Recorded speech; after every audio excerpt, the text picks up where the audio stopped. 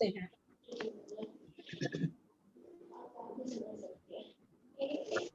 इंदसदबंदियाणं त्रिवणहित मधुर विसदवाकाणं अंतातीत गुणाणं नमो जिनानं जिद। एक बार आपको म्यूट हो गए ललिता जी।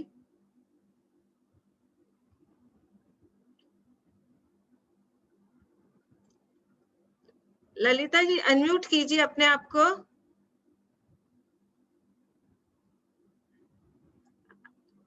अच्छा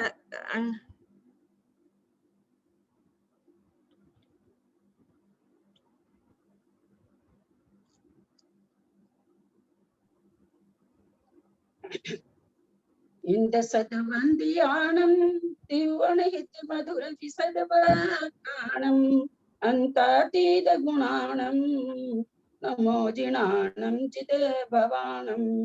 सरस्वती नमस्तुभ्यं वरदे कामरूपिणी विद्यारंभं करिष्यामि सिद्धिर्भवतु मे सदा। द्वादशं जिनवानी माता की जय। पंचास्तिकाय ग्रंथराज की जय। कुंद कुंदाचार्य की जय। आज अच्छा जो गाथा आ रही है ललिता जी एक बार है ना, मैं सबको म्यूट कर रही हूँ, आपको मैं देती हूँ, फिर एक बार देखती हूँ मैं उससे होता है क्या। सभी से जय जिनेन्द्र। जय जिनेन्द्र जय जिनेन्द्र।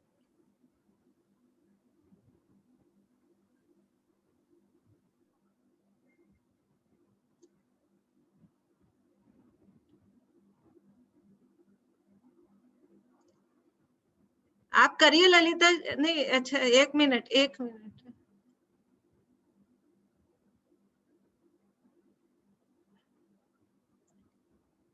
ललिता।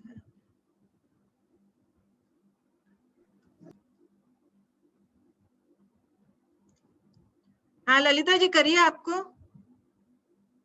नहीं हो रहा। हो गया है।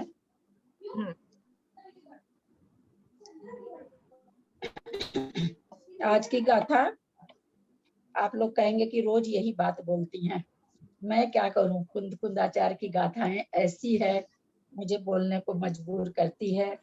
बहुत ही अच्छी गाथा, और अपने परिप्रेक्ष्य में कहूं, मैंने नहीं सुना ऐसा विवेचन आज तक, सुनूंगी भी कहां से, कहीं जाती ही नहीं हूँ। आप लोग का जरूर सुना हुआ हो सकता है, पर मेरे लिए तो नया विवेचन है। चलते हैं गाथा नंबर 37। ससदमद उच्छेदम भवम भवम यस्मिदरम च विन्नानम विन्नानम न विजुज्जति असदि सभावे। ससदमद उच्छेदम भवम भवम च सुन्नमिदरम च विन्नानम विन्नानम न विजुज्जति असदि सभावे। अब और सिद्धों के बारे में बता रहे हैं। इस गाथा में बहुत सारे मतों का भी हम कह सकते हैं कि खंडन हो रहा है। जैसे बौद्ध मत कहता है शून्य है, मोक्ष होने के बाद कुछ नहीं है। चारवाक कहता है कोई पर्याय उर्याय नहीं होती, कोई पुनर्जन्म नहीं होता, खाओ पीओ मौज उड़ाओ, ऋण लेकर घर घी पियो। सांख्य मत कहता है जो भी खेला है प्रकृति और पुरुष का है। इस तरह से सभी तरह के मत हैं, जिनका इसमें समझिए कि सबका उत्तर इसमें दिया गया है। बहुत अच्छी गाथा। ससदम अध ससदम, ससदम माने शाश्वत, द्वितीय हो जाएगा ससदम, शाश्वत को। अध माने और, उच्छेद नाश को। आप लोगों को ये गाथा बहुत अजीब लगेगी। मैं भी जब सुबह इसको पढ़ी, मेरा तो माथा ही घूम गया कि इसको कैसे समझाऊंगी मैं, तो बहुत ही अजीब टाइप की गाथा है। हाथ पैर मारा, कुछ गूगल में मारा, कुछ कहीं मारा, तो थोड़ा सा समझ में आया कि आचार्य क्या कहना चाह रहे हैं। गजब आचार्य ऐसी। और इस किताब में तो केवल शब्दार्थ और बस शब्द अनिवार्य करके लिख दिया गया। खुलासा तो कुछ भी है नहीं इस किताब में, लेकिन खैर समझ में आ गई गाथा। आप लोग भी थोड़ा समझने की कोशिश करिएगा, थोड़ी गहराई है गाथा में। ससदम शाश्वत को, अथ माने और, उच्छेद नाश को, उच्छेदम नाश को, भव्यम अभव्यम भव्य को अभव्य को। अर्थ बहुत हल्का है, अर्थ उतना ही हल्का है, भावार्थ उतना ही गहरा है, गंभीर है। भव्यम अभव्यम भव्य को अभव्य को, सुन्नम इदरम शून्य को, इसका विपरीत पूर्ण को अथवा अशून्य को। च माने और, विज्ञानम अविज्ञानम विज्ञान को अविज्ञान को, न च न भी जुज्जति, न माने नहीं, भी माने भी, जुज्जति जोड़ता है। असदि अभाव होने पर, सब भावे अस्तित्व का। जैसे कि और मत कहते हैं मुक्त होने के बाद कोई तो मुक्त मानता नहीं है, अजीब टाइप से मुक्ति मानते हैं। बौद्ध धर्म बहुत कुछ मिलता जुलता है, सांख्य मत भी बहुत कुछ मिलता जुलता है, लेकिन वहां भी बौद्ध धर्म में भी मुक्ति के बाद शून्य है। सांख्य मत भी पुरुष और प्रकृति का खेला है, पुरुष में जाकर के आत्मा मिल जाती है, ऐसा वहां पर मान्य है। यहाँ पर वही चीज आचार्य कहना चाह रहे हैं कि अगर आप सब मतों से कह रहे हैं, आचार्य सभी मतों के प्रति आचार्य का उद्घोषणा है, सब भावे, अगर आप अस्तित्व को असदी नहीं मानते हैं तो, अस्तित्व का अगर आप अभाव करते हैं तो, कि मोक्ष जाने के बाद जीव का कोई अस्तित्व नहीं रहता है। आपके मत में अगर ऐसा है कि अस्तित्व का नाश हो जा, अस्तित्व नाम की कोई चीज मोक्ष होने पर नहीं है, जीव का कोई शाश्वत अस्तित्व नहीं है, तो तब आचार्य यहाँ पर समझा रहे हैं सभी मत वालों को, हम लोग को भी, कि अगर हम मान लेते हैं कि मुक्त होने के बाद कोई तरह की कुछ भी नहीं है, सब शून्य शून्य है, अथवा कोई जीव चैतन्य नाम से जीने वाला कोई ऐसा जीव नहीं है, अगर ऐसा मान लेते हैं तो क्या होता, मान लें, कोई सिद्ध हम लोग को दिखाई नहीं देते हैं, क्या होता है क्या नहीं हम भी नहीं जानते हैं, तो ये तो ठीक ही तो है, उनका सद्भाव क्यों माना जाए, मानने की जरूरत ही नहीं है क्योंकि पता ही नहीं चलता है। तो आचार्य क्या कहते हैं, न भी जुज्जदी, घटित नहीं होगा, माना नहीं जाएगा, संभव नहीं होगा, घटित नहीं होगा, संभव नहीं होगा। क्या नहीं संभव होगा, अगर हम अस्तित्व ही नहीं मानते हैं जीव का मोक्ष होने के बाद, तो कहते हैं शाश्वतपना किसमें घटेगा, फिर तो जीव खत्म हो गया। जो हम कहते हैं जीव हमेशा शाश्वत रहता है, अगर हम मोक्ष जाने के बाद जीव का शाश्वतपना नहीं मानते हैं, तो सबसे पहले आचार्य ने क्या दिया, ससदम शाश्वतपना, शाश्वत का इसका अभाव होगा सबसे पहला।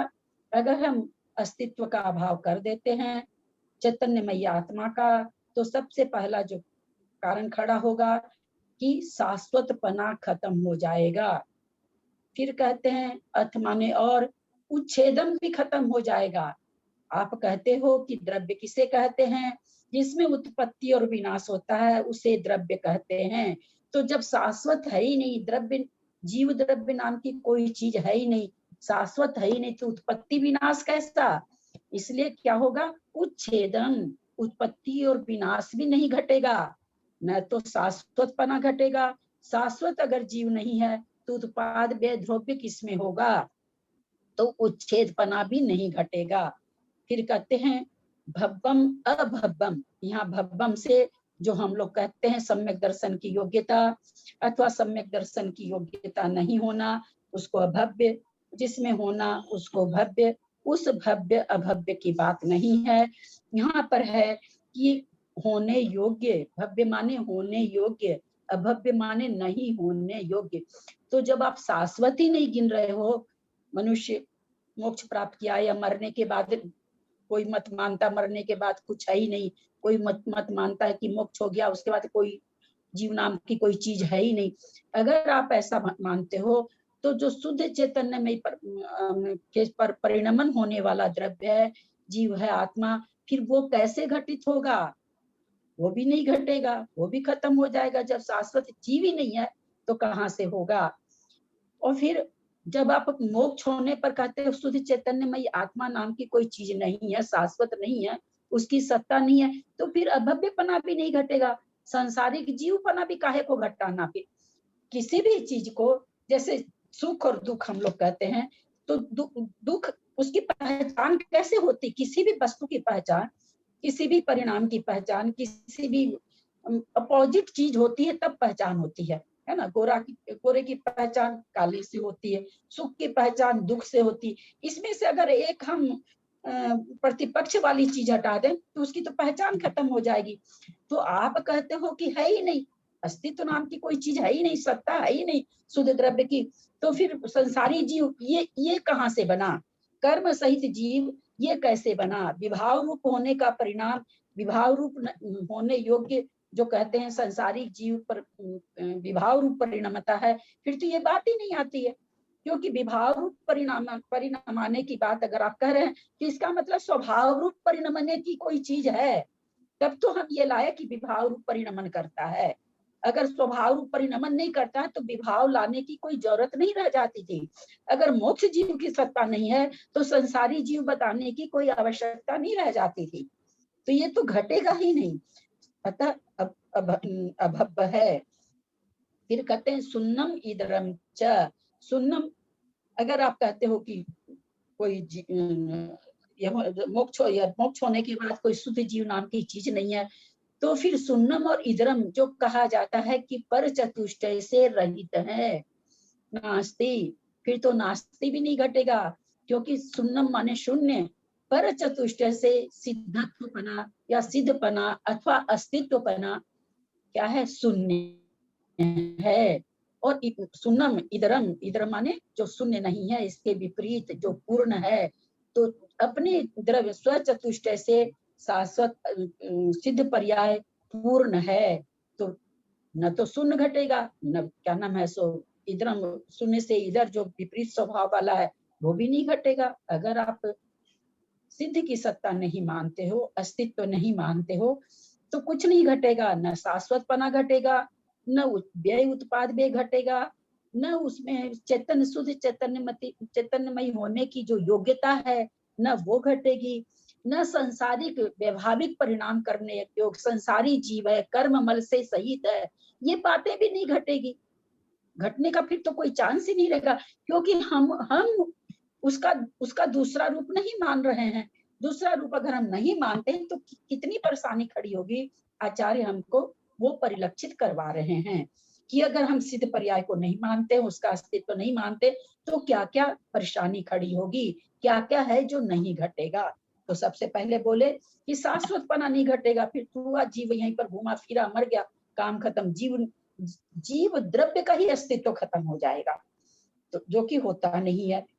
उच्छेदम, द्रव्य उत्पाद और व्यय से युक्त है। जब आप द्रव्य को मान ही नहीं रहे हो शाश्वत, जब द्रव्य को आप द्रव्य रूप से मान ही नहीं रहे हो कि मरने के बाद जीव खत्म हो जाता है, तो मोक्ष होने के बाद जीव की कोई सत्ता नहीं रहती है, जब आप ये मान रहे हो तो उत्पाद व्यय द्रव्य भी नहीं होगा, जो कि कहा जाता है कि द्रव्य में होता है। फिर अगर आप कहते हो कि नहीं सत्ता है ही नहीं, अस्तित्व है ही नहीं, हम तो मानेंगे नहीं, तो फिर बोला शुद्ध चैतन्यमयी आत्मा जो इसकी ये कहां से, ये तो होगा ही नहीं। जब कोई चीज है ही नहीं कर्म मल से सहित, तो शुद्ध चैतन्य किस लिए होगा? तो तब तो भव्यत्वपना जो उसमें शुद्ध चैतन्यमय होने की योग्यता है वो भी खत्म हो गई, जरूरत ही उसकी योग्यता को बताने की कोई जरूरत ही नहीं लगी। फिर अभव कहते हैं, अगर आप कहते हो कि नहीं अस्तित्व नहीं है, तो ये जो कहा जाता है कर्म के सहित जीव है, विकारी भाव वाला है, विभाव परिणति वाला है, कर्म मल से युक्त है, ये सब भी कुछ नहीं घटेगा। घटने का कोई जगह ही नहीं है घटने की, क्योंकि आप तो शुद्धत्व नाम की कोई चीज ही नहीं मान रहे हो कि सिद्ध कोई ऐसी चीज है जो हमेशा रहेगी, तो ये भी नहीं घटेगा। फिर सुन्नम और इदरम, जो ये कहा जाता है कि पर चतुष्टय से नास्ति है, शून्य है, रहित है, यहाँ शून्य मतलब रहित है और इदरम मतलब पूर्ण है, सहित है, तो फिर पर चतुष्टय से रहित है, ये कथन भी सिद्धों के लिए नहीं घटेगा, जो कहा जाता है कि सिद्ध पर चतुष्टय से रहित है। इदरम अपने स्वचतुष्टय में है सिद्ध परमेष्ठी, सभी शुद्ध द्रव्य अपने स्वचतुष्टय में है, तो ये भी नहीं घटेगा। फिर कहते हैं, और देखिए आगे क्या कह दिया आचार्य ने, विज्ञानम अविज्ञानम, ज्ञानी भी हैं और अज्ञानी भी हैं। कौन? सिद्ध। हमें कोई अज्ञानी कह दे तो शायद हमारा मुंह बन जाएगा। अभी आप लोग कह दीजिए मेरे को अज्ञानी, देखिए मेरा मुंह बन जाएगा। और यहाँ कुंद कुंदाचार्य किसको अज्ञानी कह रहे हैं? सिद्ध परमेष्ठी को। तो कहते हैं ये भी नहीं घटेगा, केवल ज्ञान से तो वो युक्त है, इसलिए विज्ञान है। विज्ञान मतलब विज्ञान मतलब विज्ञान, अविज्ञान माने अज्ञान। तो कहते हैं कि केवल ज्ञान से सहित है, इसलिए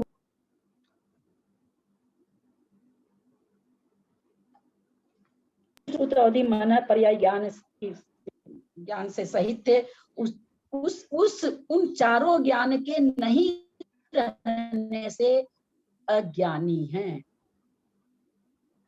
केवल ज्ञान से तो ज्ञानी है कौन? सिद्ध परमात्मा। लेकिन सिद्ध परमात्मा अज्ञानी भी है। क्यों भाई अज्ञानी आप कैसे घटा रहे हो? तो जो चीज उनको सांसारिक अवस्था में थी वो उनकी खत्म हो गई, यानी उन चार ज्ञानों के नहीं रहने से वे अज्ञानी भी हैं। तो आचार्य यहाँ क्या कितना मतलब कितनी अच्छी तरह से सारे मतों का खंडन कर दिया, कितने सुंदर तरीके से। असदि स्वभावे, स्वभाव मतलब अस्तित्व का अथवा सिद्ध का। असदी अगर अभाव मानते हो, अभाव होने पर, अभाव हो जाने पर क्या क्या परेशानी खड़ी होगी, क्या क्या घटित नहीं होगा।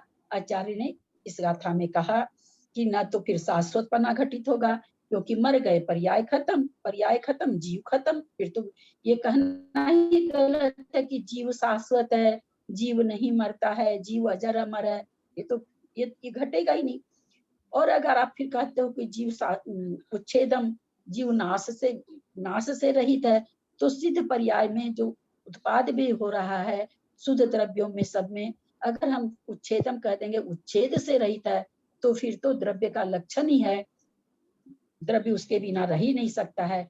तो फिर सिद्ध जीव का नाम ये हो जाएगा, अभाव हो जाएगा, जो कि नहीं घटता है, सिद्ध है। भब्बम अभब्बम, भब्बम माने शुद्ध चैतन्यमयी आत्मा का परिणाम होने के कारण भव्य है, होने योग्य, अपने को शुद्ध चैतन्यमयी परिणाम से योग्य करने योग्य जो होते हैं उनको यहाँ पर भव्यम कहा गया है। अभब्बम, भव्यता को कर्म कलंक के कारण, विकारी भाव के कारण संसारी आत्मा को यहाँ पर क्या कहा गया? शुद्ध चैतन्यमयी परिणाम नहीं होने योग्य आत्मा। पहला तो हो गया शुद्ध चैतन्यमयी परिणाम होने योग्य, अभव्यम का मतलब हो गया शुद्ध चैतन्यमयी परिणाम नहीं होने योग्य। फिर कह दिया शून्यम, इधरम शून्य है। शून्य कैसे है? पर चतुष्टय से रहित होने से सिद्ध परमात्मा शून्य भी हैं। फिर कहते इधरम यानी पूर्ण, अथवा विपरीत इसके अशून्यम, तो कहते हैं कि सिद्ध परमात्मा अशून्य भी हैं। स्वचतुष्टय से सिद्ध परमात्मा अशून्य है।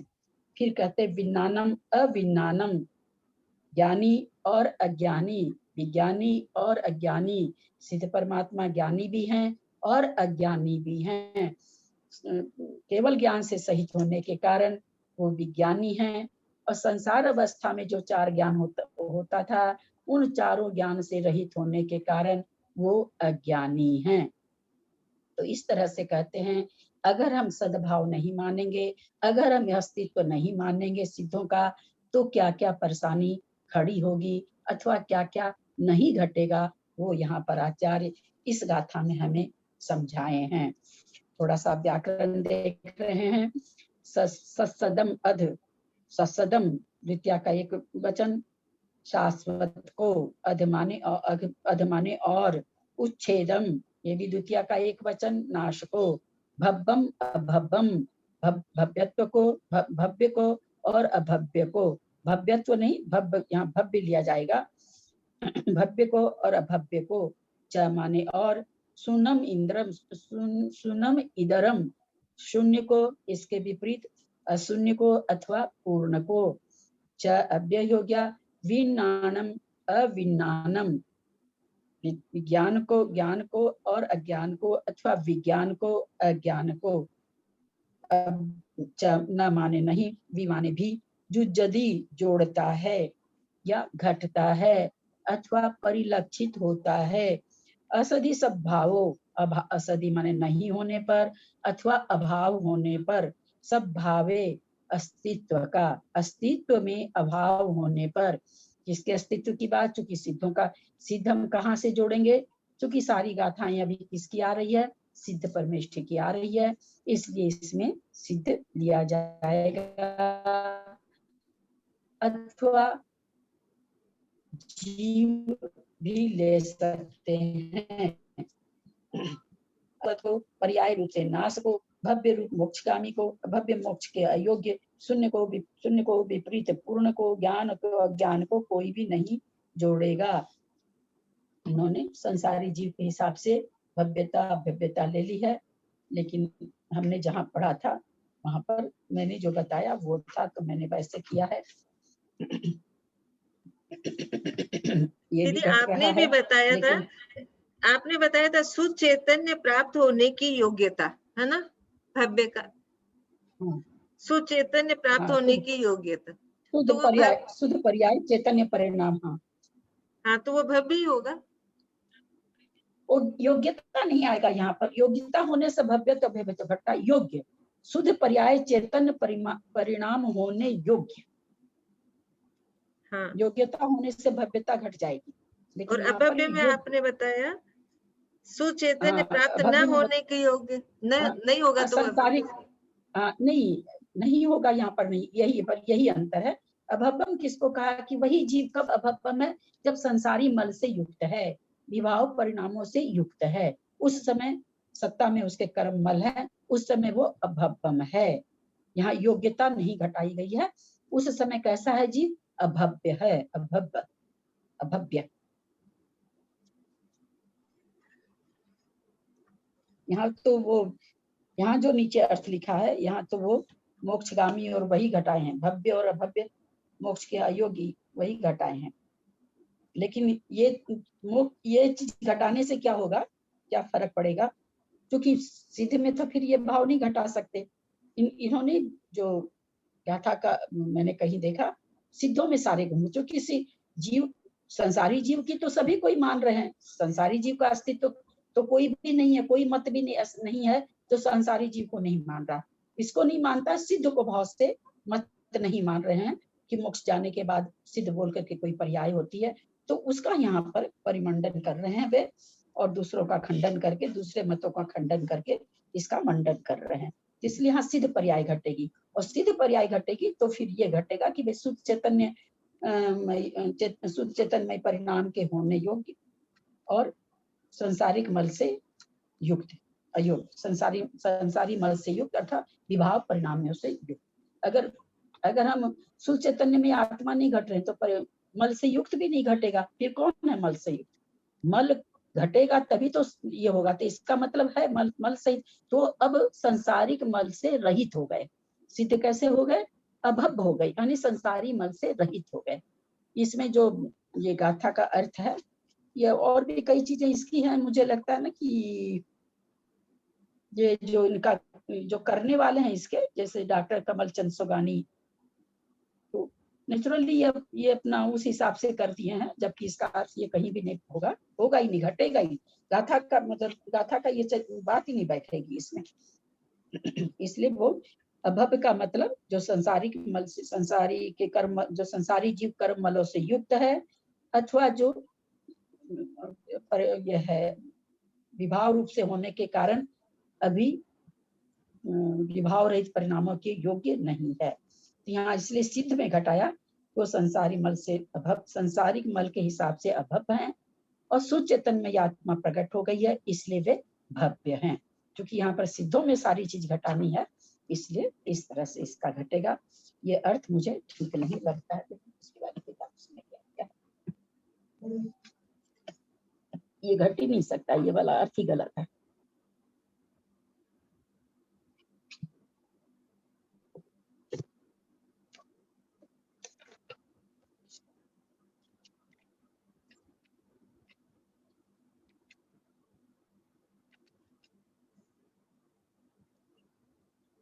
हाँ, वही जो हमने किया है वही है। आगे कई एक सुनाते हैं आपको, इसमें से अच्छा है। आगे कई एक भैया, जबकि मैं अपने मन से ही सारी चीज बोली हूँ, लेकिन इसमें संजोग से है वही लिखा हुआ, क्योंकि ये मत वगैरह जितने ये बचपन में बहुत पढ़े हुए हैं, इसलिए मैं बोल दी हिम्मत करके। आगे कई एक बौद्धमती जीव का सर्वथा अभाव होने को ही मोक्ष कहते हैं, है ना। शून्यम, शून्यम, बौद्धमत क्या कहता है? शून्य। मोक्ष हो गया, उसके बाद कुछ नहीं, कोई जीव नहीं है, कुछ भी नहीं है, शून्य को मानता है, उनका निषेध करते हैं। देखिए मैं कही ना, इस गाथा में निषेध है। ये इसकी भाव भाषा नहीं करिएगा, इस अर्थ की भाव भाषा नहीं करिएगा, ये अर्थ ठीक नहीं है। मोक्ष अवस्था में शुद्ध सत्ता मात्र जीव के वस्तु के अभाव होते हुए जीव द्रव्य रूप से अविनाशी है, ऐसा कथन संभव नहीं होगा। शाश्वत है ऐसा कथन ही नहीं संभव होगा।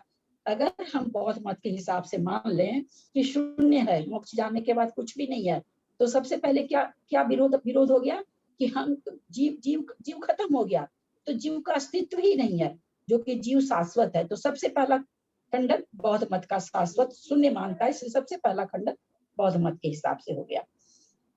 जब जीव में मोक्ष ही नहीं, तो शाश्वत कौन होगा? किसको शाश्वत कहेंगे? जब जीव को मोक्ष में जीव को मान ही नहीं रहे, तो शाश्वत कौन होगा? कोई नहीं, खत्म हो गया। इसको बंद करिए, उसकी आवाज आ रही है, आवाज भी मर्द जैसी है। और उच्छेद, नित्य जीव द्रव्य के समय समय पर्याय की अपेक्षा से नाश होता, यह भी कथन नहीं बनेगा। जब मोक्ष में वस्तु ही नहीं है, जो है ही नहीं कोई, मोक्ष जाने के बाद कोई वस्तु बची ही नहीं, तो उत्पाद भी द्रव्य किसमें घटेगा? घटेगा ही नहीं। तो इस तरह से तो नाश किसका कहा जाए? इसमें घटेगा ही नहीं। और भव्य, समय समय में, देखिए वही चीज है इसमें भी, समय समय में शुद्ध भावों के परिणमन का होना भव्य भाव है। कौन करता है समय समय में शुद्ध भावों का परिणमन? सिद्ध करते हैं। हमारे में तो शुद्ध भावों का परिणमन होता नहीं है। परिणमन किसका है? शुद्ध भावों का हमेशा सिद्ध में है, तो कहते हैं वही भव्यत भाव है। ये इसमें इसलिए ना, इस गाथा का अर्थ को बिल्कुल भी इस किताब के हिसाब से नहीं लीजिएगा, यह भी कथन नहीं बनेगा। जब मोक्ष में वस्तु ही नहीं, जो अशुद्ध भाव विनष्ट हुए उनका न होना अभव्य भाव कहलाता है। जो अशुद्ध भाव नष्ट हुए, जो हमने कहा कि संसारी आत्मा कर्म मल से सहित है, वो अब कर्म मल उनको नहीं है, इसलिए वे अभव्य हैं। वही चीज है यहाँ पर भी। ये दोनों प्रकार के भव्य अभव्य भाव यदि मुक्त जीव में नहीं हो तो किसके होगा? तथा शून्य पर द्रव्य स्वरूप से जीव द्रव्य रहित है, इसको शून्य भाव कहते हैं। पर चतुष्टय से रहित है, इसको शून्य भाव कहते हैं। अपने स्वरूप से पूर्ण है, अपने स्वद्रव्य क्षेत्र काल से पूर्ण है, उसको अशून्य भाव कहते हैं। यदि मोक्ष में वस्तु है ही नहीं, तो दोनों भाव किसके कहे जाएंगे? किसको आप सचतुष्टय से सहित बोलोगे? अब किसके लिए कहोगे कि सचतुष्टय से रहित है? जब वस्तु ही नहीं है कोई मोक्ष में, कोई द्रव्य है ही नहीं मोक्ष के बाद, तो ये किसमें घटेगा? घटेगा ही नहीं। और विज्ञान यथार्थ पदार्थ को जानना, अवधि ज्ञान आदि को नहीं जानना, ज्ञान अज्ञान दोनों एकदम जो बोले हैं, देखिए संजोग से, जबकि मैंने किताब अभी खोली है ये और ये भी मैंने नहीं पढ़ा था, इस किताब से भी नहीं पढ़ा था मैंने। यदि मोक्ष में जीव न हो तो कहे नहीं जाएंगे, क्योंकि किसी जीव में ज्ञान अनंत है, किसी जीव में ज्ञान शांत है। संसार अवस्था में जो हमने कहा कि तीसरी मन पर यह ज्ञान पाया जाता है, तो उससे अब वो क्या है, इस ज्ञान से रहित होने से वो अज्ञान सिद्धों में, इस परिप्रेक्ष्य से वो अज्ञानी हैं। क्यों? उनमें ये चार ज्ञान अब जो संसार अवस्था में पाए जाते थे, संसारी जीव को पाए जाते थे, उनसे वे रहित हो गए, इसलिए उस ज्ञान के परिप्रेक्ष्य में वे अज्ञानी है, केवल ज्ञान होने के चलते ज्ञानी है।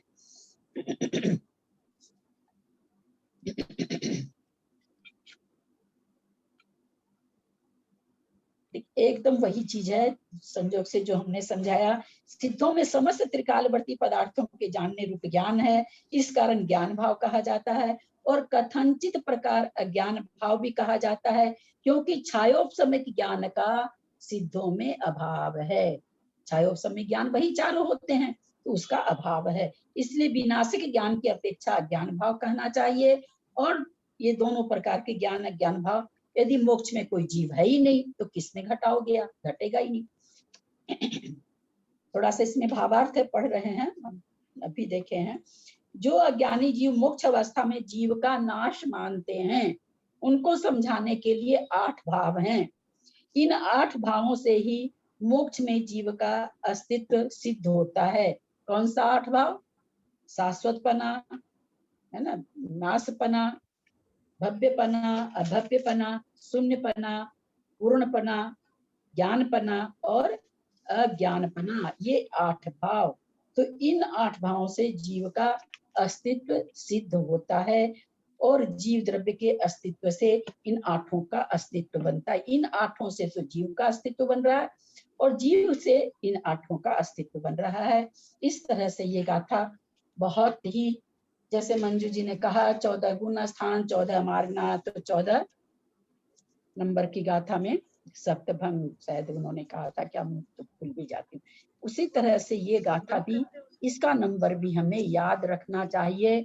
इसमें अन्य मत का खंडन है, इसलिए हमें इस गाथा को भी अवश्य याद करना चाहिए। किसी को बताने के लिए, किसी को, जैसे हम किसी भाई साहब से हमेशा ही मैं पीछे ही पड़ी रहती हूँ एक प्रकार से। इतना मुझे नहीं कहना भाई साहब नए पढ़िए, भाई साहब न्याय पढ़िए। उस नए और न्याय में क्या है? यही तो है, दूसरे के मतों को खंडन करके अपना मंडन करना, वही तो न्याय है। न्याय के थ्रू भाई ऐसा नहीं हो सकता, ऐसा नहीं हो सकता, ऐसा करोगे तो ऐसा हो जाएगा, ऐसा करोगे तो ऐसा हो जाएगा, उसी को न्याय कहते हैं। ये इस न्याय से तो ये चीज नहीं घटेगी, इस न्याय से घटेगी, इस न्याय से ऐसे होगा, इसी को न्याय कहते हैं। तो ये गाथा तो वास्तव में, मतलब मैं भी याद करूंगी इस गाथा को, क्योंकि जिस चीज के लिए मैं पीछे पड़ी रहती हूँ ये गाथा उसी से संबंधित है। तो इस तरह से हमें कुनकुद आचार्य ने, मुझे तो बहुत ही अच्छा अनुभव हुआ, बहुत ही अनोखी गाथा लगी, बहुत ही नई लगी, मुझे बहुत अच्छी लगी। बाकी आप लोग का कैसा भाव भाषण है? इसी गाथा के सिलसिले में 4 हैंड रेज है, बोलूं मैं उनको? पहले सबसे पहले हैंड रेज किए हुए हैं क्वेश्चन के लिए। अच्छा, हैंड रेज किए हैं, अच्छा। ललिता जी, एक तो जोड़ता है, मतलब नहीं भी जोड़ता है, यानी काउंट करना इम्पोर्टेंट। जोड़ने का मतलब कि जैसे आप कहते हो कि गेहूं की रोटी सफेद होती है, अब आप सफेद हटा दो तो आप कैसे सफेद को अलग कर दो, रोटी को अलग कर दो, तो दोनों नहीं जुड़ेंगे ना। वो यहाँ पर कहना चाह रहे हैं कि अगर हम इन 8 भावों को हटा दें, फिर जोड़ना का मतलब घटना होगा, तो फिर बहुत सारी चीजें हैं जो घटी की नहीं होगी। यहाँ पर जोड़ना तो जुज्जदी का, चूंकि अर्थ जुज्जदी का जोड़ना है, जोड़ना होता है, वास्तव में यहाँ पर घटेगा क्या? घटेगा नहीं, घटेगा। ये जो इतने भी कथन है, शास्त्रास्पद है। मंजू तुम्हारे से है ना डिस्टरबेंस आ रहा है, डिस्टरबेंस आ रहा है। आना तो नहीं चाहिए, मैं तो एकदम बंद हूँ। भव्य है, ये कोई चीज भी नहीं घटेगा, नहीं जुड़ेगा इसमें सिद्धों में। ललिता जी, अभव्य को सिद्धों में कैसे घटाया? तुलनात्मक वैसे कि वो भव्य है, संसारी। अब उनमें कर्म मल सहित होने की योग्यता नहीं है। अब वो योग्य नहीं है कि सांसारिक मल से युक्त हो जाएं, विभाव परिणामों से युक्त हो जाएं, ऐसी अब उनमें सामर्थ्य नहीं है। कितने देखिए कितने मजबूर है आज हम लोग, तो दोनों चीज हमारे पास, तो हम विभाव से भी परिणमन कर सकते हैं, मोक्ष भी जा सकते हैं, और वो देखिए कैसे लाचार हो गए। अभव्य का मतलब संसारिक मलों से युक्त नहीं होने की योग्य नहीं होना। अब वो इसके योग्य नहीं रहे कि संसारिक मल से युक्त हो जाएं अथवा विभाव परिणामों से युक्त हो जाएं। जेटी भाई साहब,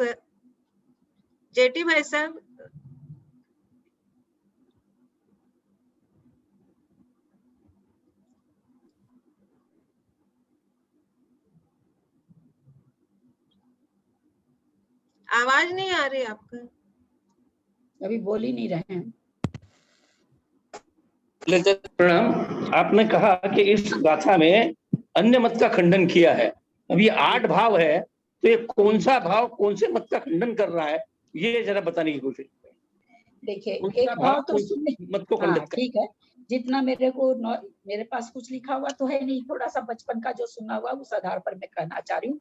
एक तो सबसे बड़ा जो एकदम अपने, यानी बुद्ध भगवान, वास्तव में देखा जाए तो अभी बुद्ध भगवान की जितनी फॉरेन में भी सब जगह है उतना अपने महावीर भगवान की नहीं, हर चीज बुद्ध पूर्णिमा या वह जो भी कहिए तो एकदम जिसको पैरेलल में, मतलब चूंकि ये इसी से निकले थे, जैनिज्म से निकले थे बौद्ध भगवान, तो ये बहुत सारी चीजें इनकी बिल्कुल अपने धर्म से मिलती जुलती हैं, बिल्कुल मिलती जुलती है, बहुत थोड़ा सा अंतर है लास्ट का जाकर के। तो ये भी क्या मानते हैं कि मोक्ष के बाद कुछ नहीं है, शून्य, बस मोक्ष हो गया शून्य हो गया, कुछ भी नहीं, मतलब कोई अस्तित्व नाम की चीज नहीं है।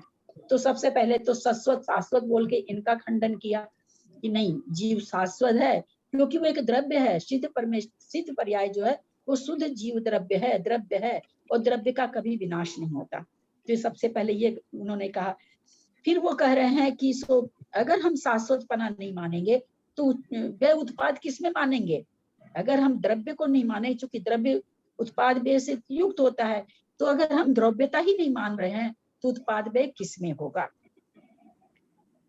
और फिर करें अभव्यम अभव्यम, तो यहाँ पर जैसे सांख्य मत कहता है कि नहीं, प्रकृति अलग है, पुरुष अलग है, प्रकृति तो अपना काम करती है जो भी, और पुरुष तो अपना, मतलब पुरुष को उन चीजों से कोई लिंपायमान नहीं होता है, ऐसा उसका सांख्य मत का थोड़ा सा मत है। तो यहाँ पर वही कहना चाह रहे हैं कि सिद्ध परमेष्ठी हैं जो क्या नाम है सो कर्म मल से रहित हैं।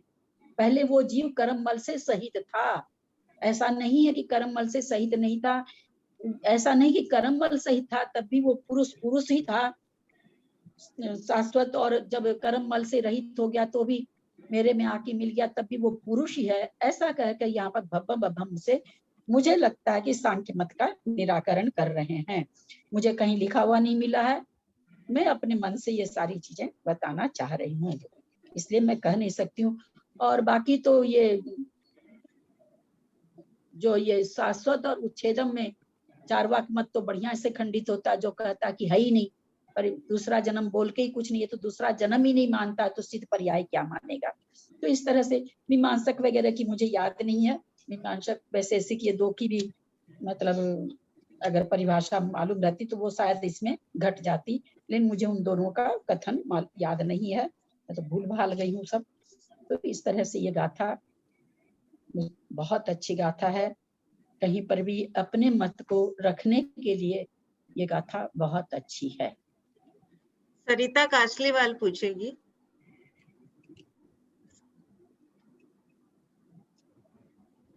आप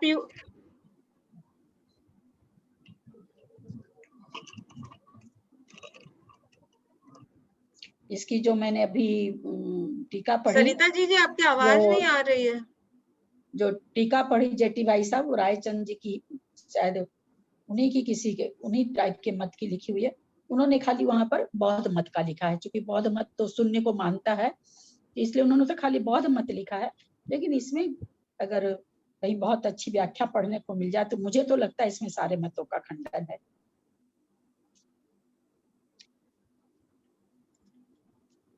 चले आगे चले। सरिता कासलीवाल, आपकी आवाज क्यों नहीं आ रही सरिता भाभी?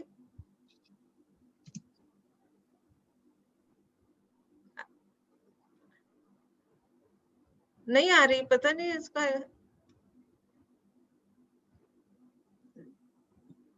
अच्छा, शुरू करें दूसरी गाथा, बाद में पूछ लेंगे। हाँ ठीक है, फिर सबको अनम्यूट कर दूंगी तो पूछ लेंगे एक साथ ही। हाँ ठीक है दीदी। 38 नंबर गाथा। इस गाथा में जो 3 तरह की चेतना होती है उसके बारे में बताया गया है। जो भी सुबह के क्लास में हैं, अपने सुबह की क्लास में ये बात आई थी कि 3 तरह की चेतना कौन सी होती है। मैंने उस समय भी पंचास्तिकाय की गाथा के माध्यम से ही समझाया था।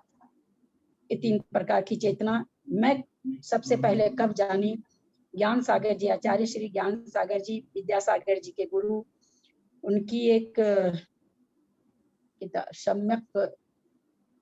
सम्यक देशना या ऐसे करके कोई किताब भैया ने दी थी, जो अभी संधान सागर जी बन गए हैं, नाम देखिए मुझे नहीं याद आ रहा है, उन्होंने मुझे दी थी बहुत बड़े ही प्रेम से कि आप इसको पढ़िएगा। मैंने उस समय पहली बार पढ़ा था चेतना बोल के कुछ, कि कोई 3 तरह की चेतना होती है। बहुत प्रभावित हुई थी मैं उसको पढ़ करके।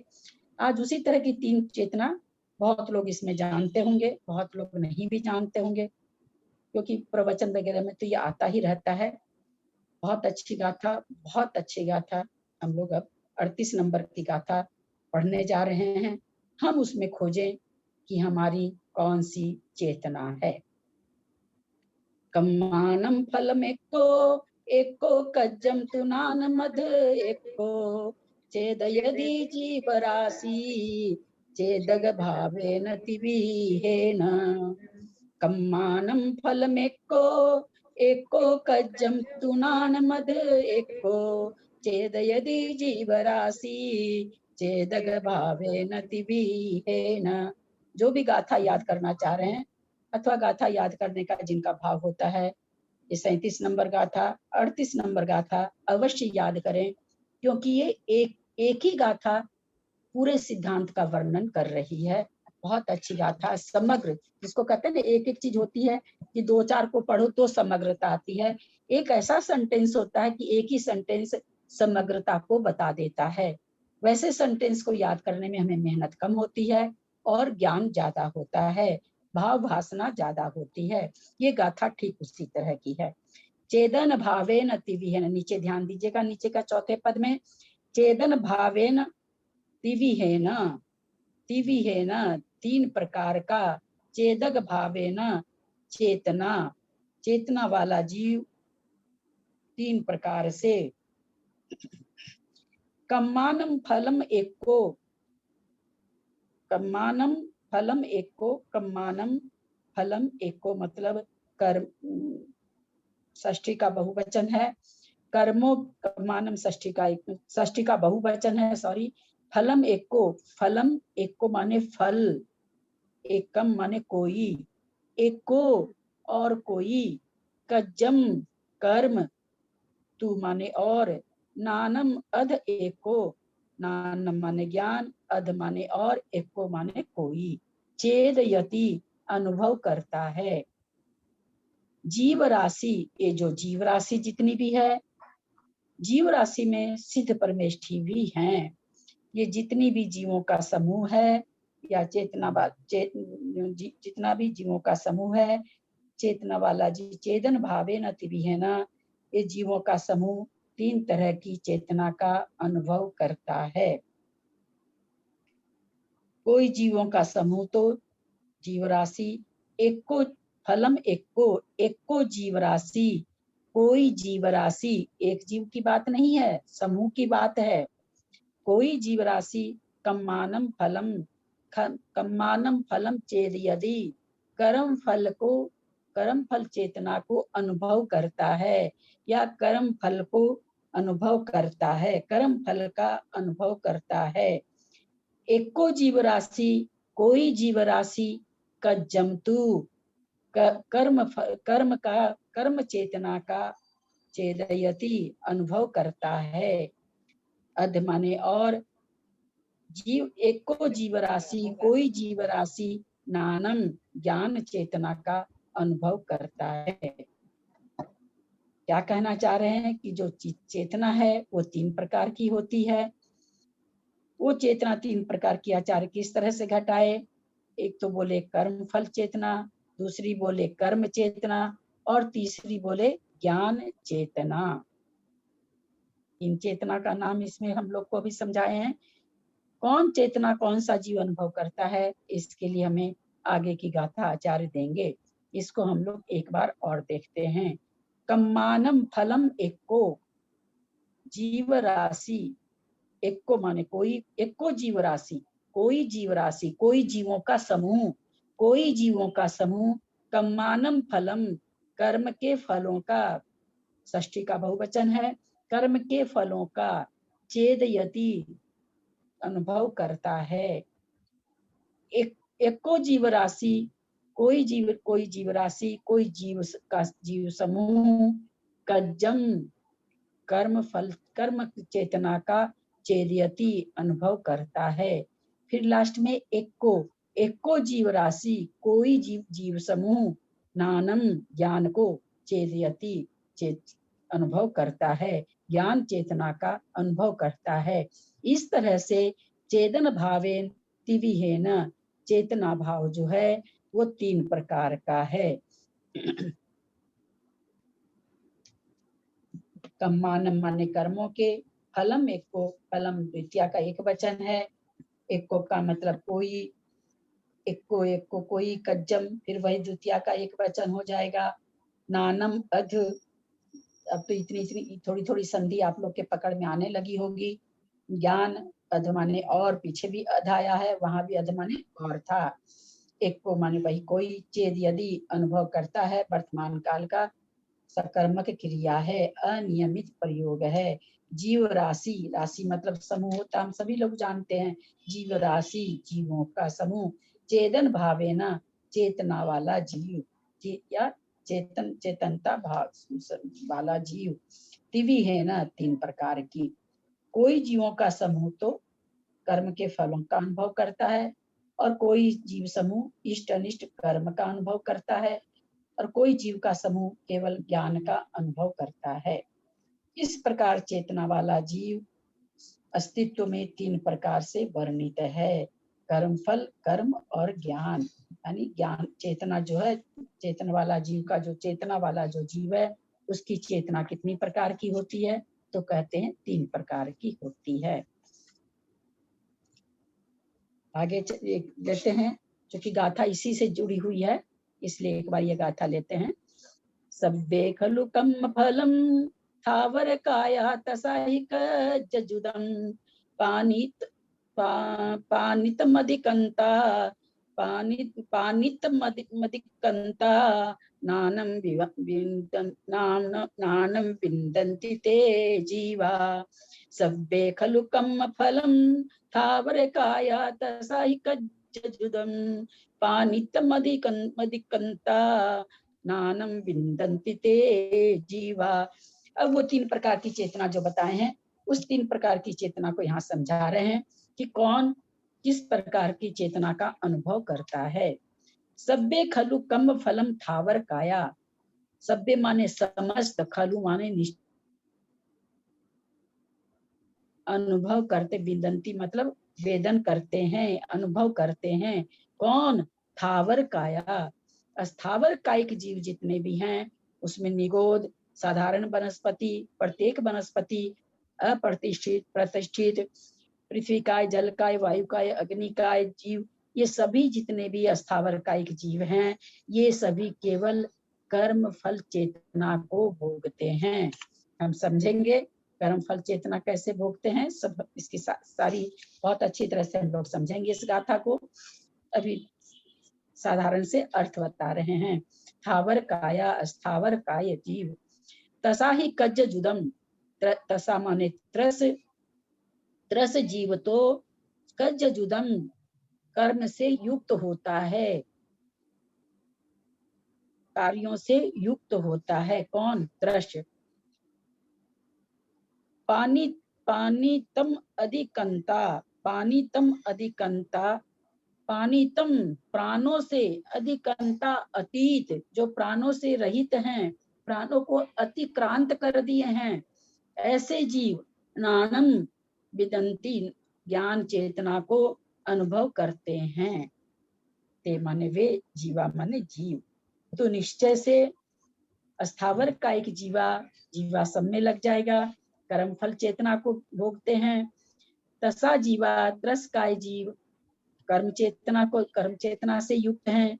और पानितम अधिकंता, जिनका जो प्राणों को अतिक्रांत कर दिए हैं, अथवा जो प्राणों से, कौन से प्राण? यहाँ जो संसारी जीव 10 प्राणों से जीता है, उन 10 प्राणों की बात है। उन 10 प्राणों से जो रहित अथवा प्राणित्व से जो रहित है, वो ज्ञान चेतना का अनुभव करते हैं। इसको कल हम लोग बहुत विस्तार से समझेंगे। आज थोड़ा सा ये कर दिए, किसी को प्रश्न हो तो, नहीं हम इसी को कर देते हैं आगे, अगर प्रश्न है तो अपने प्रश्न ले लेते हैं, जैसा आप लोग कहेंगे। सरिता गुवाहाटी। हाँ ललिता जी, ये आपने इसका जुज्जति का अर्थ परिलक्षित बताया था ना?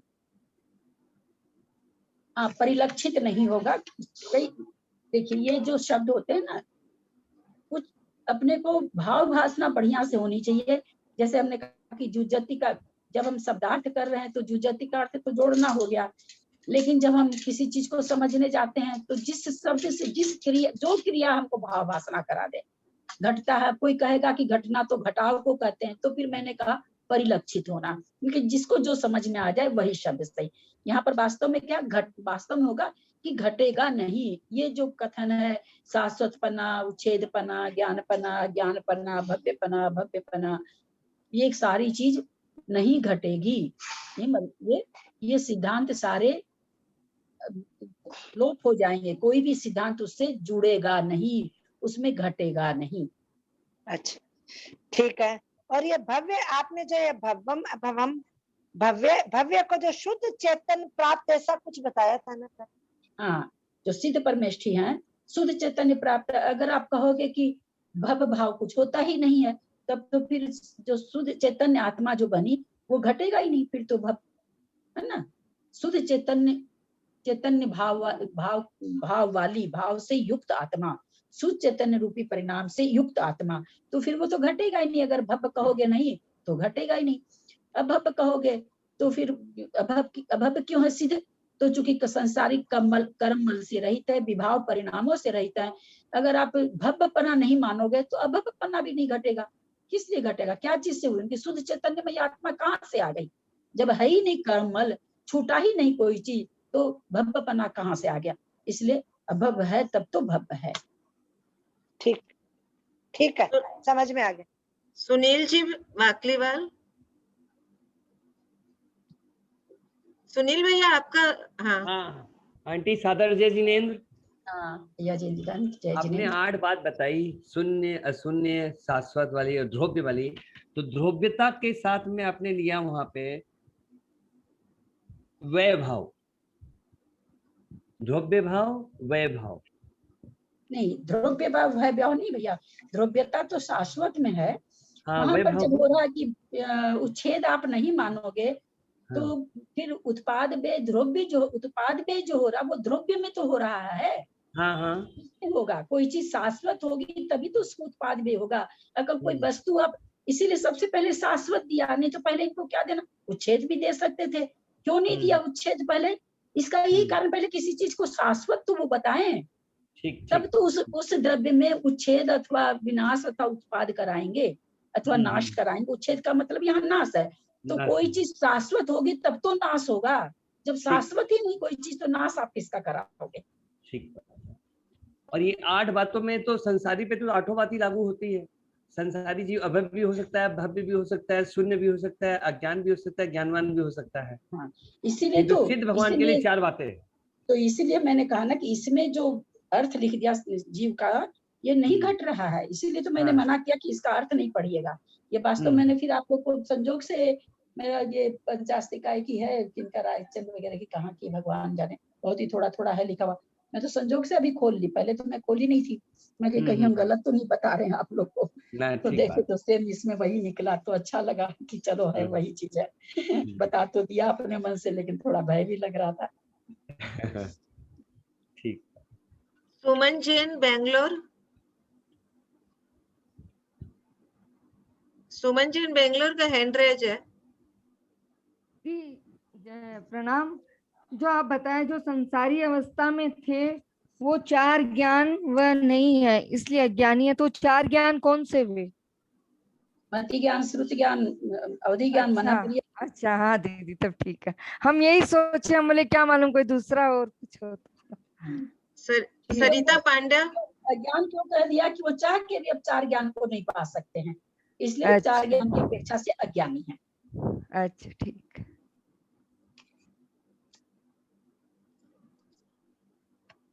यहाँ पर 4 ज्ञान नहीं कह के हम छायोपशमिक कह सकते हैं कि चूंकि चारों ज्ञानों को छायोपशमिक ज्ञान ही कहा जाता है। तो चूंकि इनके पास तो क्या हो गया? शाश्वत ज्ञान, कभी नहीं नाश होना, छायिक ज्ञान हो गया इनके पास। छायिक ज्ञान हो गया तो छायोपशमिक ज्ञान से रहित हो गए। हाँ सरिता जी। हाँ ललिता जी, दो करती हूँ। ये असधि जो है ये 7वें विभक्ति का प्रथम वचन बताया है इसमें, तो वो कैसे होगा? असधि ऊपर जुजदि है, वो तो तृतीया का एक वचन है, सकर्मक क्रिया, और असधि में सप्तमी का एक वचन है। असदी को यहाँ पर ये वो नहीं ले रहे हैं, क्रिया के रूप में नहीं ले रहे हैं, विशेषण के रूप में ले रहे हैं। वो क्रिया है, जुज्जति क्या है? क्रिया है, वर्ब है, और असदी को वे नाउन संज्ञा के रूप में ले रहे हैं। इसलिए सब होने पर, है ना, पर में और पर किसका होता है? में पर की जो विभक्ति होती है वो साथ में सप्तमी की होती है, इसलिए यहाँ पर इन्होंने लिखा कि सप्तमी का एक वचन है ना। छत पर कौवा बैठा है, डब्बा में चीनी है, हाँ ये क्या है? ये में पर जितनी भी विभक्ति लगती है इसको सप्तमी कहते हैं। तो इसलिए यहाँ पर क्या है? असदी अभाव होने पर, यहाँ पर असदी का मतलब अगर ये लगाता अभाव होता है तो फिर ये क्रिया हो जाती, लेकिन असदी यहाँ पर क्रिया रूप में नहीं आई है, संज्ञा रूप में। अच्छा, जो ये अपन वर्तमान काल, भूतकाल और भविष्य काल का जैसे पता करते हैं कि ये वर्तमान काल है, भूतकाल और भविष्य काल है, तो मतलब इसका मीनिंग करके पता चलता है, पीछे के अक्षर से तो पता नहीं चलता है कि वर्तमान काल है कि भूत की भविष्य है। नहीं नहीं नहीं नहीं, जिनको आती प्राकृत भाषा उनको चल जाता है, अपने को आती नहीं है ना, इसलिए अपने कई को बार नहीं जो चलता। दी द बाद में आता है तो वर्तमान काल भी हो जाता है, उसका भूतकाल भी हो जाता है। हाँ, तो ऐसा मतलब है। मीनिंग से पता करना चाहिए या क्रिया के मीनिंग से, या नहीं, कैसे? प्राकृत भाषा में ये चीज है, जैसा कि हम लोग हमने आपको भेजा था, उसमें तृतीय चतुर्थी का बहुवचन, षष्ठी का बहुवचन, शायद मुझे याद आ रहा द्वितीय का तो नहीं, पंचमी का बहुवचन, तीनों एक जैसे थे, है ना, जबकि अपने संस्कृत में ऐसा नहीं होता है। लेकिन प्राकृत भाषा चूंकि ये बोलचाल की भाषा है, इसलिए इसमें तो मतलब हमारे जो पुलक भैया वो एकदम डॉक्टर लिट की उपाधि है उनके पास, फिर भी उनसे कभी हम पूछ लेते हैं तो वो नहीं बता पाते हैं, बोलते मैं देखता हूँ करता हूँ।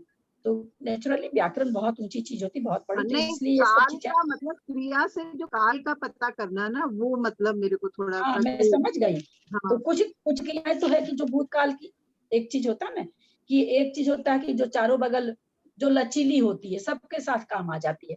एक होती है कि रूढ़ी से बिल्कुल एक जैसे ही रहेगी, तो वैसी क्रियाएं हैं, वो तो वैसी की वैसी है, भूतकाल की, भविष्य की, वर्तमान की, जो उनका नियम है, उस नियम के साथ जो क्रिया हो रही है वो तो उन्हीं की होती है।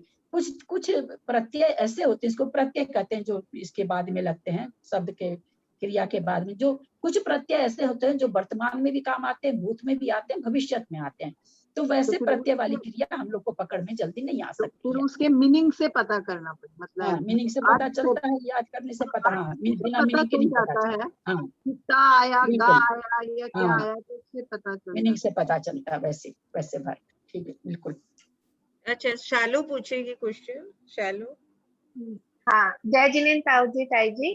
ताई जी, ये कर्म फल चेतना और कर्म चेतना में क्या डिफरेंस है? अरे ये बहुत विस्तार से बताएंगे बेटा, कल बोला ना मैंने कि खाली गाथा का अर्थ किया, ये बहुत विस्तार से समझने की चीज है, बहुत विस्तार से समझाएंगे, है ना। आज चूंकि होगा नहीं, क्योंकि आज तो समय भी हो गया, मैं इसीलिए तो बोली खाली आज अर्थ कर दिए कि थोड़ा सा अर्थ का भावाभास ना रहेगा, कल सारा इसका विस्तार करेंगे, बहुत विस्तार है इसका। ये क्वेश्चन पूछेगी। और ये वाला 37 वाली गाथा में जो ललिता जी आपने 8 बातें बताई थी ना, शुद्ध चेतन आत्मा की 4 बातें, सॉरी, एक तो शाश्वतपना था, एक भव्यपना था, एक ज्ञानपना था, और क्या बताया था आपने? शून्य। 4 बातें, चारों विपक्ष के साथ भी है, शाश्वतपना के साथ भी है, शाश्वतपना, नाशपना, भव्यपना, अभव्यपना, शून्यपना, और उसका उल्टा अशून्य कह दीजिए, चाहे पूर्ण कह दीजिए, जो आपका मन हो, और ज्ञानपना, अज्ञानपना। हाँ ठीक है। और एक बात आपने और बताई थी उसी में, गाथा नंबर 30 में, कि अगर हम सिद्धों का अस्तित्व नहीं मानेंगे तो शुद्ध चेतन प्राप्त होने की योग्यता उनमें कहाँ से रहेगी, यही लाइन थी क्या? हाँ, फिर तो जरूरत ही नहीं ना, शुद्ध चेतन आत्मा की जरूरत क्या कहने की, संसार अवस्था में रहे, कर्म मल से सहित रहे, खत्म हो गए, काम खत्म। जैसा कि कहता है कि नहीं, मोक्ष होने के बाद कोई जीव है ही नहीं, जो अपना बौद्ध मत कहता है ही नहीं जीव, तो ये फिर जरूरत क्या हुई शुद्ध चेतन में आत्मा को प्राप्त करने की, जब उसका आप अस्तित्व खत्म कर रहे हो, तो फिर तो जरूरत ही नहीं है। फिर ये कर्म मल से जो सहित आत्मा थी, ये आप कब पहचाने? जब कर्म मल से रहित कोई आत्मा हुई तब पहचाने ना। जब तक किसी चीज की विपरीत चीज नहीं होगी तब तक उसका तो हमने काला रंग और गोरा रंग, सफेद रंग, काला हुआ तो सफेद की पहचान हुई, या सफेद हुआ तो काला की पहचान हुई। तो जब तक उसकी विपरीत वस्तु नहीं होगी तब तक तो उस वस्तु का पता ही नहीं चलेगा। तो आप अगर नहीं मानोगे ये चीज कि संसारी भव्यपना में शुद्ध चैतन्य में ये आत्मा है जो कर्म बल से रहित है, तो आप मानोगे नहीं, तो फिर कर्म बल से सहित आत्मा ये कहने की जरूरत ही नहीं रह जाएगी। जो कि जहां तक मेरे को लगता है ये सांख्य मत का खंडन है, जहां तक मुझे बहुत ज्यादा अब याद नहीं है चीजें। सुनम तो बोलिए ललिता जी। ये कहीं एक जगह मुझे थोड़ा मिस्टेक लग रहा है, आपने शून्य और पूर्ण का वर्णन करते हुए बोला सिद्ध परमात्मा स्वयं चतुष्टय से अशुद्ध है। अशुद्ध नहीं बोला है, स्वयं चतुष्टय से सहित है, पूर्ण है, और पर चतुष्टय से शून्य है, ऐसे बोला था। ये गड़बड़ हो, मुझे ये गलत लग रहा था इसीलिए। मेरी आवाज भी ठीक नहीं है जी, आप लोग का दोष नहीं है, मेरी आवाज भी नहीं, मतलब स्वयं चतुष्टय से पूर्ण है, सही है, हाँ सही है, सही तो पूर्ण है, और पर चतुष्टय से शून्य है। शून्य मतलब यहाँ शून्य का मतलब हो जाएगा रहित। ठीक है, गलत लग रहा था मुझे लिखा हुआ, इसीलिए मैंने कहा कि नहीं बिल्कुल पूछ लिया कीजिए भाई आप लोग तो। अच्छा, एक मेरी भावना आई है मन में, विचार आया है। ललिता जी एक मिनट, ललिता जी एक मिनट, यही बात अभी जो कुसुम जी ने जो बात पूछी ना, सुनने वाली बात, अभी वो सुनने स्वचतुष्टय वाली है, स्वचतुष्टय से रहित है, सहित है सुनने में। सुनने में क्या रहित है, शून्य में रहित है, और पूर्ण, शून्य का उल्टा पूर्ण। भाई कोई चीज आपके पास एक पैसा भी नहीं, आपका पास पर्स भरा हुआ है ना, उल्टा तो वही हो जाएगा ना। तो शून्य का उल्टा हो गया पूर्ण, विपरीत उसका, तो स्वचतुष्टय से पूर्ण है। ठीक है जी, सही है। एक मन में विचार आया है, कुछ लोग अपने ग्रुप में हैं जो बहुत कुछ भाव भाषणा कर रहे हैं, बहुत कुछ वर्णन, जैसे अपने कुसुम जी, हमारे मेरी कुसुम, अब चलो इनको तुम पर आ ही जाते हैं, बहुत चीजें पढ़ रखी हैं। एक तो कुसुम है, एक प्रीति है, मंजू जी हैं, किरण जी हैं, जयपुर मंजू जी हैं, सरिता जी हैं, सरला जी हैं, किसी का नाम मेरे से छूट जाए तो विचार नहीं कर, जय सुमन वाली जयपुर जी हैं, जयपुर वाली है, सरिता का तो नाम ले लिया हम। तो कुछ नहीं सरता, जो भी मतलब कुछ लोग ऐसे हैं जो चाहते हैं कि हम गाथाओं का विशेष वर्णन करें, खुलासा करें, और मेरा अपना परिणाम यही है कि मेरा अपना भाव कहिए या मेरी बहुत लगन कहिए कि नहीं, सब कोई बहुत अच्छा बोलना सीख जाए, बहुत अच्छा व्याख्या करना सीख जाए, मेरी ये बहुत ज्यादा भावना है। तो इसके लिए हम लोग अब वीकडे में तो अपने पास समय रहा नहीं, बहुत ज्यादा 2 दिन तो अर्थ में चला जाता है, 1 दिन गाथा में, फिर 3 दिन पढ़ाई नहीं, तो पढ़ाई बिल्कुल नहीं होगी।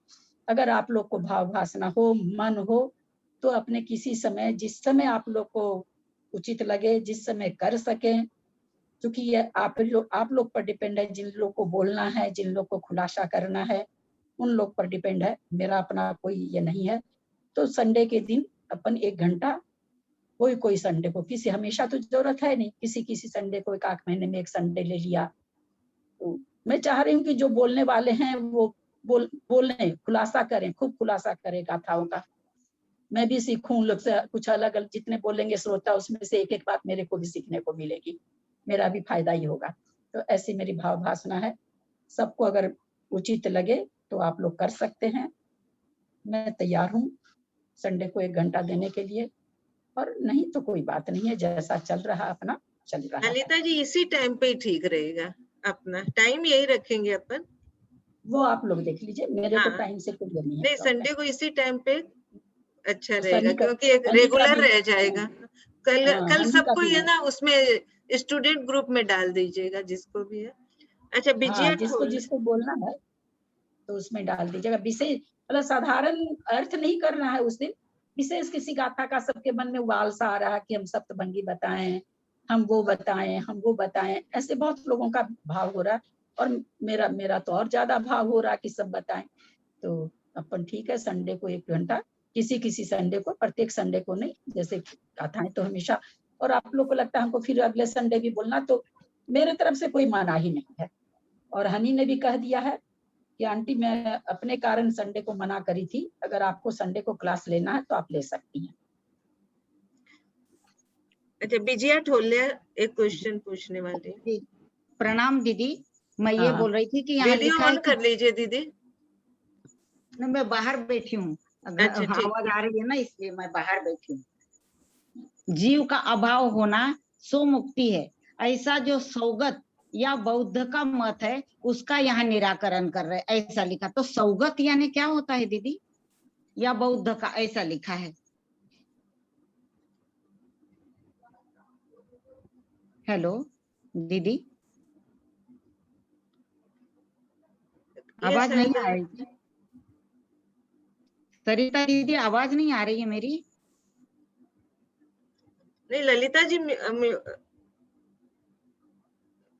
ललिता जी म्यूट कैसे? हाँ, क्या बोले आप विजया जी, फिर से बोलिएगा। हाँ, यहाँ लिखा है जीव का अभाव होना सो मुक्ति है, ऐसा जो सौगत या बौद्ध का मत है उसका निराकरण कर रहे। तो सौगत और बौद्ध एक ही है क्या? सौगत क्या है, मैंने नहीं सुना कभी सौगत। स्वगत तो अपने का हुआ, स्वगत माने अपने में अपना शुद्ध चैतन्य रूप। लेकिन मैं आपका सेंटेंस पूरी तरह कहाँ पर लिखा है?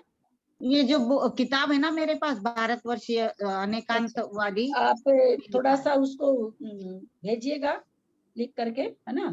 तो और सुनिए दीदी, सेंटेंस हमको पूरा समझ में नहीं आ रहा आपका सेंटेंस, तो मैं खुलासा नहीं कर पाऊंगी। बोल रही हूँ, जीव का अभाव होना सो मुक्ति है, सो मुक्ति है, ऐसा जो सौगत या बौद्ध का मत है उसका यहाँ निराकरण कर रहे हैं।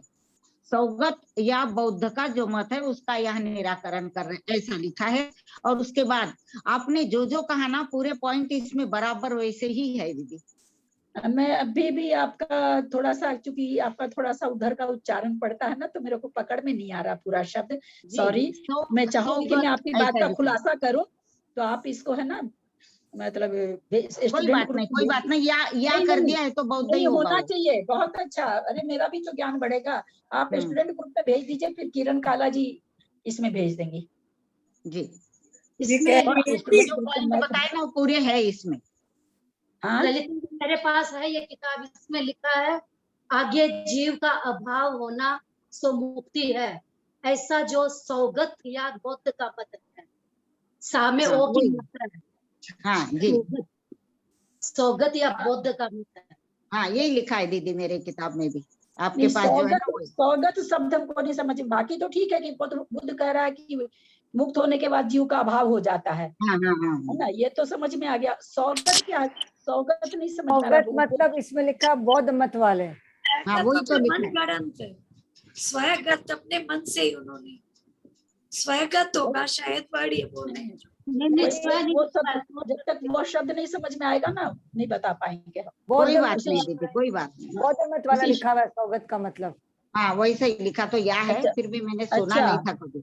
हाँ। अच्छा, बौद्ध मत लिखा है क्या उसका मतलब? हाँ, या कर दिया, या यानी और कर दिया है बौद्ध। इसलिए मैंने कहा कि मैंने तो सौगत सुना नहीं है, इसीलिए पूछा था आपसे। ठीक है, फिर बाकी तो बहुत अच्छे पॉइंट आपने बताए, वो इसमें भी वैसे ही बताए हैं। प्रणाम दीदी। तो वो ठीक ही करे ना, वो बौद्ध तो मान ही रहे ना। बौद्ध तो मोक्ष के बाद अभाव ही मान रहे हैं जीव का। हाँ, वही बताया है, सौगत लिख दिया, बस इतना ही। ठीक है दीदी, ठीक है। चले जिनवानी स्तुति करें। सुनील जी बाकली वाली दी है तो कर सकते हैं, समझना चाहिए। हाँ, सुनील जी बाकली वाले करिए ना। स्व चतुष्टय और पर चतुष्टय से कैसे, मतलब क्या समझना चाहिए?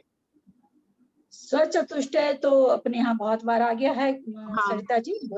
स्व चतुष्टय सिद्ध परमेष्ठी अपने ही क्षेत्र में है, अपने ही द्रव्य में है ना, अपने ही काल में है। वो किसी से मिलने तो आ नहीं रहे हैं, और अपने ही भावों में उनका अपना शुद्ध भाव चल रहा है। अब उनमें सोचे कोई संसारी जीव जैसा द्रव्य हो जाए, जैसा शरीर वाला संसारी जीव है वो द्रव्य नहीं हो सकता है। संसारी जीव के जैसे भाव चलते हैं वैसे उनके भाव नहीं हो सकते हैं। संसारी जीव जैसे हर काल में परिभ्रमण कर रहा है, आज इस पर्याय में कल उस पर्याय में हो जाता है, वो भी उनका नहीं है। मतलब तो अपने में रहते हैं ऐसा। स्व चतुष्टय मतलब अपने, उनका जो परिणमन हो रहा है स्व क्षेत्र द्रव्य काल में हो रहा है संसारी जीव का। संसारी जीव के उससे तो वो अस्थि रूप है, और जो पर क्षेत्र है संसारी जीव का जो द्रव्य क्षेत्र काल भाव है उससे वे रहित हैं। हो गया दीदी, सबके क्वेश्चन हो गए। हाँ ठीक है। हाँ ठीक है। कौन कर रहा है जिनवानी स्तुति? कौन करेगा जिनवानी स्तुति? अनम्यूट करके करिए। मैं करती हूँ। हाँ करिए। सिरि जिनवाणी जग कल्याणी, जग जन मदतम मोह हरि, जन हारी गण हर हारी, जम जरा भव रोग हरि, तिथय राणम दिव्य जोनिम जो, पढ़ई सगई मई धारई, राणम सुख मणंत धरिय, सासद मोख पदम पावई, जावाणी के ज्ञान ते सुझे लोकालोक, सोवाणी मस्तक चढ़ो सदा देत हूँ धोक, हे जिनवाणी भारती तो ही जपू दिन रैन, जो तेरा शरण ना लहे सो पावे सुख चैन, देव भजू अरिहंत नेत गुरु से ओ निर्ग्रंथ, दया धर्म पालू सदा यही मोक्ष का पंथ। जय बोलिए जिनवाणी माता की जय। 9 बार नमोकार।